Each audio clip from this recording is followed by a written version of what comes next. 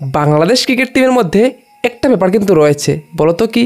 হ্যাঁ, যদি ওরা ওডিআই জিতে তাহলে টি-20 হারতে হবে, আর যদি টি-20 জিতে তাহলে ওডিআই হারতে হবে। হ্যাঁ, না হলে তো ভাই ওদের পেটের ভাতটা হজম হবে না।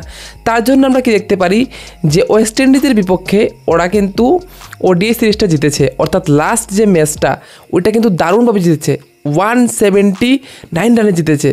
এত ভালোভাবে জেতার পরে একটা দারুণ কামব্যাক তো করতে হবে, এবং সেখানে আমরা দেখতে পাই ওয়েস্ট ইন্ডিজের বিপক্ষে প্রথম ম্যাচে আমরা দেখি যেভাবে ভাই লাস্টের দিকে রান খরচ করেছে বাংলাদেশ, এবং সেখানেই ম্যাচটা হেরে গেল। হ্যাঁ, একটা সময় মনে হচ্ছিল ওয়েস্ট ইন্ডিজে কিন্তু এত বেশি রান হবে না, এবং সেই সময় আমরা কি দেখতে পাই যে শাই হোপ এবং রোবম্যান পাওয়েল, ভাই লাস্ট ওভারের কথা যদি ধরি 3টা ছক্কা খেয়েছে ভাই তানজিন, এবং সেখানে মনে হচ্ছে যে এই অল্প রানের ব্যবধানে তো ভাই বাংলাদেশ টিমটা হেরেছে, তাই না?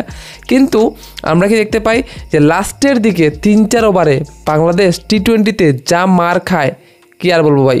এবং বিশেষ করে যদি এই ম্যাচটা আমরা দেখি, তো এই ম্যাচে আমরা কি দেখতে পেলাম যে এই ম্যাচে বিশেষ করে আমরা দেখি যে তাদের যে প্রাইম বোলার ছিল ওরা কিন্তু অনেকটা মার খেয়েছে।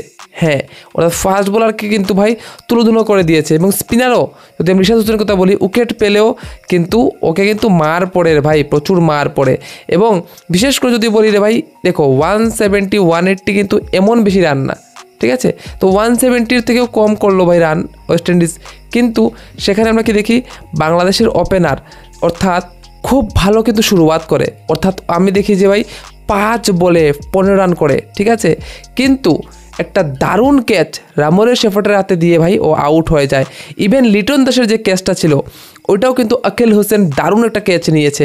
অর্থাৎ আমরা দেখি প্রথম যে 2টা উইকেট পড়ে সেটা কিন্তু বোলিংয়ের সাথে সাথে ভাই ক্যাচিংটাও ছিল কিন্তু দেখার মতো, ঠিক আছে? তো সেই জায়গায় কিন্তু বাংলাদেশ পিছিয়ে পড়ে, এবং আবারও বলি এই ম্যাচটাও জিততো যদি সাইফ হোসেন ভালো করতো। হ্যাঁ, যদি সাইফ হোসেনের ভাই একটু সময় খেলে নিত ভালোভাবে, তাহলে হয়তো এই ম্যাচটাও ভাই বাংলাদেশ জিতে যেত, এমন কোনো সমস্যা হতো না। অর্থাৎ এখন আমি দেখতে পাচ্ছি বাংলাদেশের এই টিমটা বিশেষ করে টি-20 হোক বা ওডিআইতে সাইফ হোসেনের উপর ভাই অনেকটা নির্ভরশীল হয়ে গেছে। তো একটা প্লেয়ারের উপর ইয়ার মানে কি বলবো, যখনই একটা প্লেয়ার আসে তখন পুরো টিমটা না একটা প্লেয়ারের উপর ভাই নির্ভরশীল হয়ে যায়, এবং এটাই হচ্ছে বাংলাদেশের সবথেকে বড় ভাই মাইনাস পয়েন্ট। পুরো টিমটাকে ভাই ভালো করতে হবে। যেমন বোলিংয়ে আমরা দেখি যে বাংলাদেশের পুরো টিমটাই কিন্তু ভালো করে, এমন না যে শুধুমাত্র অমুক ভালো করে বা তমুক ভালো করে। কিন্তু আমরা ব্যাটিংয়ের ক্ষেত্রে দেখি যে ব্যাটিংয়ের ক্ষেত্রে কিন্তু তার উল্টো, ব্যাটিং যে কোনো একটা বা 2টা ব্যাটসম্যানই ভালো করে, এবং এক ম্যাচে ভালো করলে সেকেন্ড ম্যাচে পাওয়া যায় না, ঠিক আছে?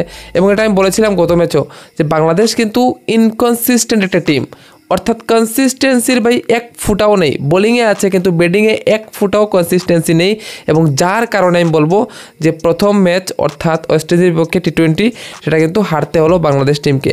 তোমাদের কেমন লাগলো এই ম্যাচটা অবশ্যই কমেন্টে বলে দেবে, এবং ভিডিওটা ভালো লাগলে অবশ্যই লাইক করে দেবে, চ্যানেলটা সাবস্ক্রাইব করে দেবে। দেখা হচ্ছে অন্য একটা ভিডিওতে। Bye bye.